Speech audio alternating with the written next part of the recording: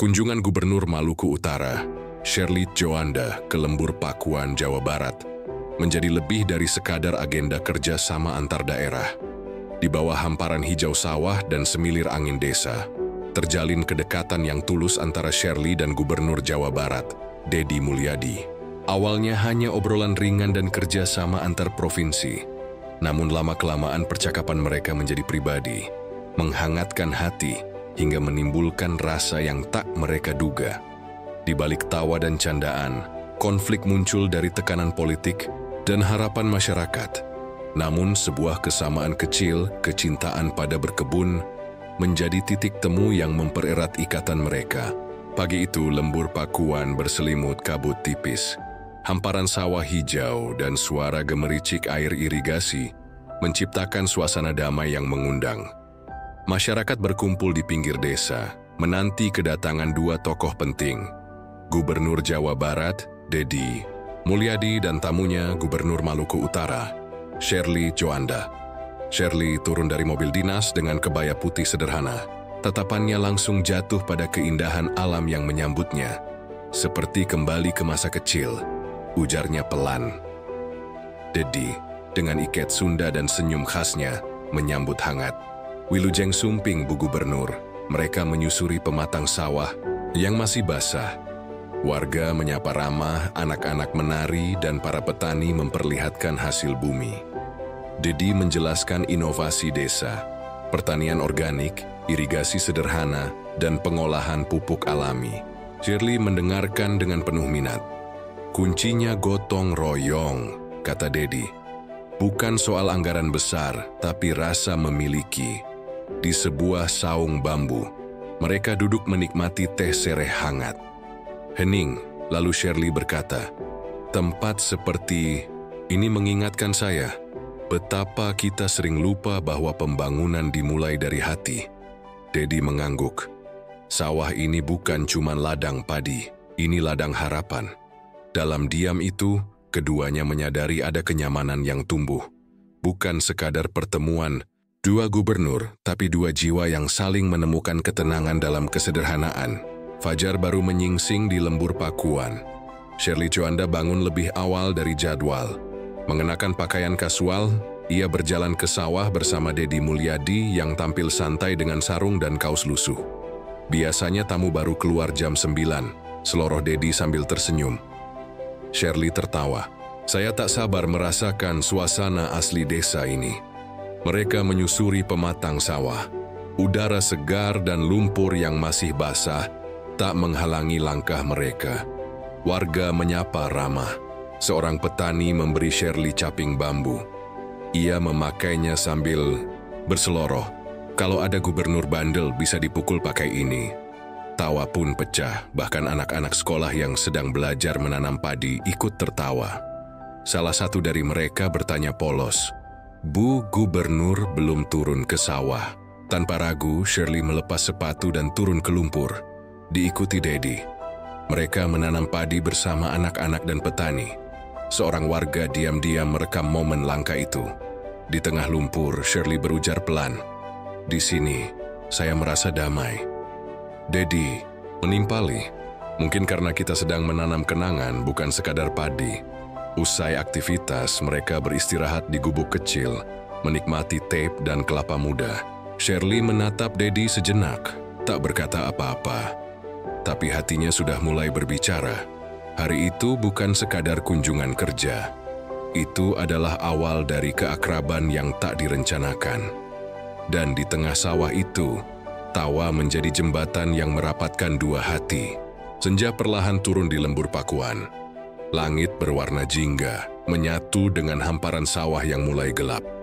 Di beranda rumah warga tempat mereka menginap, Shirley duduk bersandar, memandang langit sambil memeluk cangkir teh hangat. Suara jangkrik mulai terdengar, membentuk irama malam desa yang menenangkan. Deddy datang tak lama kemudian, membawa 2 pisang rebus di atas piring rotan. "Teman ngobrol yang sederhana," katanya ringan. Shirley tersenyum, lalu bertanya lirih, "Pak Deddy, pernah merasa terlalu nyaman dengan seseorang, padahal baru beberapa hari mengenalnya?" Pertanyaan itu menggantung di udara. namun tidak membuat suasana canggung. Justru ada kejujuran di dalamnya yang sulit diabaikan. Saya percaya, kedekatan tidak diukur dari waktu. Kadang satu momen bisa lebih berarti dari 1000 pertemuan.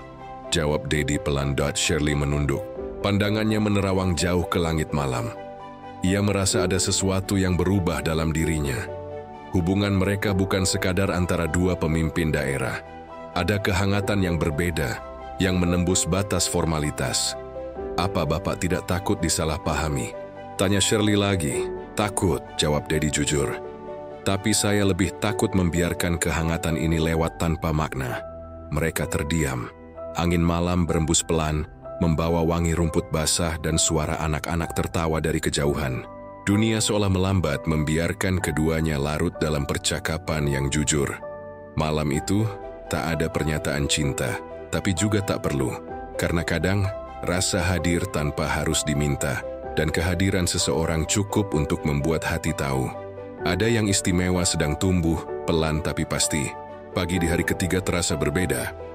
Suasana lembur Pakuan tetap tenang, tapi di antara langkah-langkah yang menyusuri sawah dan saling sapa warga, ada kegelisahan yang tak kasat mata. Shirley duduk di balai bambu di bawah pohon asem, memandang jauh ke arah lereng bukit. Di tangannya tergenggam jadwal perjalanan pulang ke Maluku Utara. Ia menghela napas pelan. Dedi datang membawa 2 gelas kopi hitam. Kopi pagi ini pahitnya pas, seperti perasaan ditinggal tamu yang menyenangkan. Ujarnya ringan, meski matanya menyiratkan sesuatu yang lebih dalam. Shirley tersenyum kecil, lalu berkata, "Saya tak menyangka 3 hari bisa sebermakna ini. Jujur, saya tak ingin buru-buru pulang." Dedi duduk di sampingnya, menatap hamparan hijau di depan mereka. Lembur ini bukan hanya tentang sawah dan bukit. Kadang, ia mengajarkan kita tentang hal-hal yang selama ini kita simpan terlalu dalam. Tentang tenang, tentang rindu, bahkan tentang kehilangan. Shirley menatap Dedi sejenak lalu menunduk. Ada sesuatu dalam suaranya yang menyentuh. Ia ingin berkata lebih tapi ditahannya. Jabatan, publik dan persepsi adalah tembok yang tak mudah dilompati. "Saya pernah merencanakan hidup saya sedemikian rupa," ujar Shirley pelan. "Semua terukur. Tapi aneh, lembur Pakuan justru membuat saya bertanya, apakah ada rencana yang lebih besar dari yang kita susun sendiri?" Dedi menjawab tanpa menoleh. "Mungkin. Rencana terbaik adalah yang datang tanpa kita sadari, tapi membuat hati merasa pulang." Hening. Mereka duduk lama tanpa banyak kata. Di kejauhan, suara gamelan dari balai desa mengalun pelan, seakan mengantar perasaan yang tak bisa terucap. Hari itu, sebelum senja, Shirley bersiap meninggalkan lembur Pakuan. Tapi hatinya tertinggal di antara pematang, tawa anak-anak, dan percakapan lirih di bawah pohon asem. Dan Dedi tahu setelah kepergian itu akan ada ruang kosong yang tak mudah diisi. Belum genap seminggu setelah Shirley kembali ke Maluku Utara, jagat media sosial mulai gaduh. Sebuah foto viral tersebar, Dedi dan Shirley tertawa di tengah sawah, berlumpur, dengan caping bambu yang sama. Foto itu bukan sekadar dokumentasi kunjungan, kerja. Ia menangkap kehangatan yang jujur, dan itulah yang membuat banyak orang mulai berspekulasi. 2 gubernur beda pulau, satu chemistry. Benih cinta di balik lumpur lembur Pakuan? Bolehkan cinta tumbuh di tengah tugas negara? Komentar-komentar itu mengalir deras. Sebagian mendukung, menganggap hubungan mereka sebagai simbol kerja sama lintas budaya. Tapi tak sedikit pula yang sinis, menyudutkan, bahkan menuduh mereka lupa batas profesional. Dedi duduk di ruang kerjanya, memandangi layar ponsel yang penuh notifikasi. Ajudannya masuk, membawa laporan kegiatan. Ia ragu sejenak sebelum berkata, "Pak Gubernur, wartawan dari 3 stasiun televisi sudah minta jadwal wawancara tentang foto itu." Dedi menghela napas. "Kita tak pernah bisa mengendalikan tafsir orang, tapi kita bisa menjaga niat kita tetap lurus." Sementara itu di Ternate, Shirley menerima telepon dari staf protokol nasional. Dengan suara kaku, mereka mempertanyakan intensitas kunjungan dan kesan pribadi yang muncul. Apakah Anda masih bisa menjaga jarak antara urusan publik dan pribadi, Bu Shirley? Tanya salah satu dari mereka. Pertanyaan itu menyentaknya. Ia merasa seperti ditarik mundur ke dalam dunia penuh formalitas dan kecurigaan. Setelah baru saja menemukan ketenangan yang tulus di tanah Sunda. Malam itu, keduanya kembali larut dalam pikiran masing-masing. Dedi menatap langit dari beranda rumah dinasnya. Sedang Shirley memegang caping bambu kecil yang dibawanya pulang dari lembur. Tak ada pesan, tak ada panggilan. Hanya sunyi yang bicara. Bahwa rasa yang tumbuh di pematang sawah kini diuji oleh sorotan, prasangka, dan dunia yang tak selalu paham tentang ketulusan. Beberapa hari terakhir tak ada kabar. Dedi dan Shirley tenggelam dalam rutinitas dan diam. Hanya dunia luar yang terus gaduh. Media menggiring opini, publik berspekulasi, dan tekanan mulai terasa di meja kerja keduanya. Shirley duduk sendiri di ruangannya di Sofifi.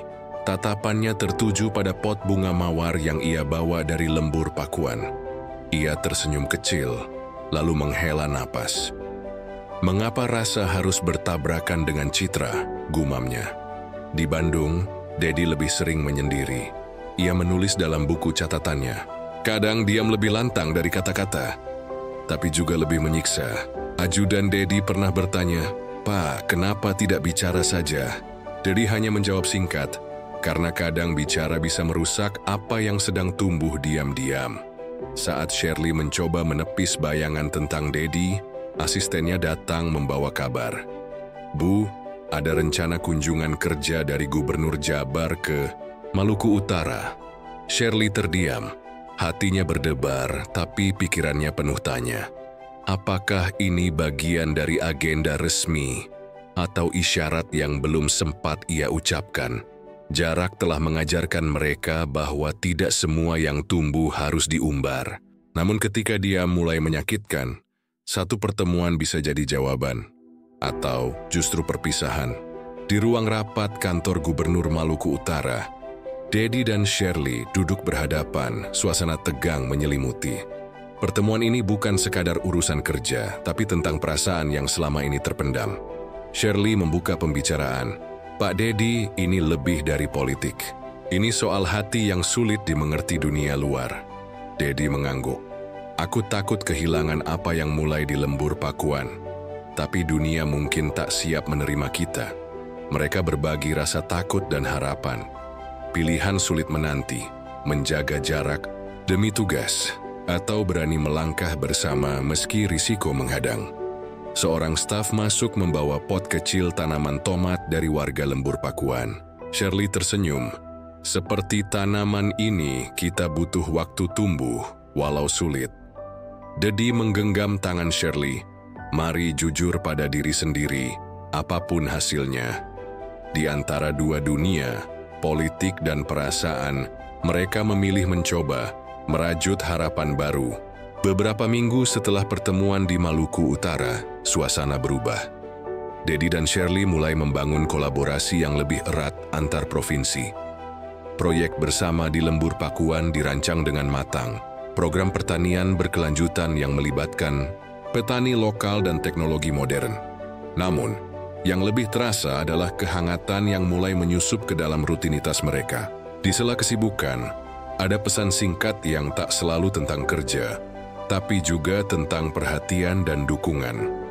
Di sebuah acara panen raya, warga lembur Pakuan berkumpul, menyambut kedua gubernur dengan senyum dan sorak-sorai. Di tengah sawah yang subur, Dedi dan Shirley berdiri berdampingan, memegang alat panen dengan semangat yang sama.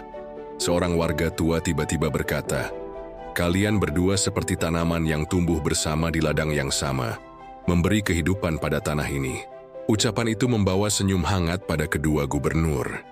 Mereka sadar hubungan mereka kini tak hanya soal jabatan atau politik, tapi tentang benih-benih harapan yang tumbuh, harapan akan masa depan yang lebih baik, yang dirajut dengan ikatan kepercayaan dan kebersamaan. Malam harinya, Dedi dan Shirley duduk di beranda rumah dinas memandang langit penuh bintang. Tanpa kata, mereka tahu perjalanan masih panjang, tapi benih yang sudah tumbuh memberi kekuatan untuk terus melangkah bersama.